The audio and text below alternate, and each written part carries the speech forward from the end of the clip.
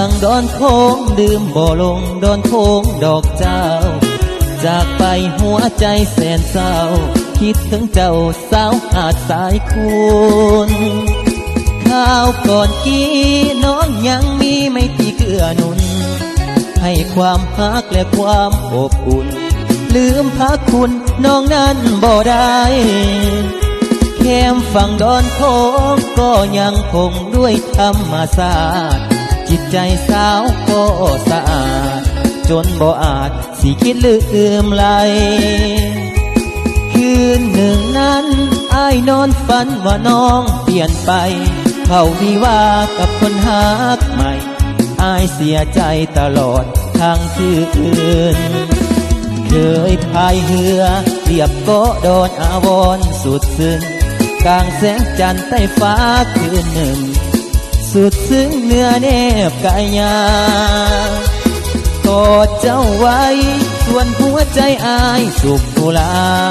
อธิษฐานต่อกันไว้ว่าฮักสั่วฟ้าขอหยาบพะวง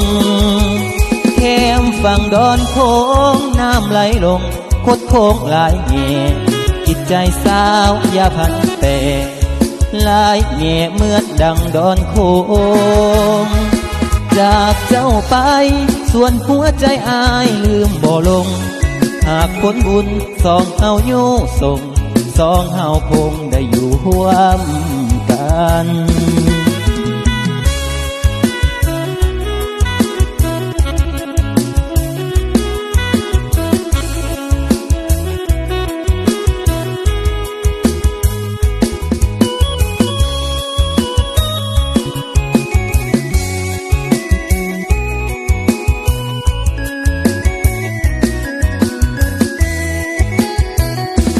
เคยพายเรือเหยียบเกาะดอนอาวรณ์สุดซึ้งกลางแสงจันทร์ใต้ฟ้าคืนหนึ่งสุดซึ้งเนื้อแนบกายยากอดเจ้าไว้ส่วนหัวใจอายสุขทุลา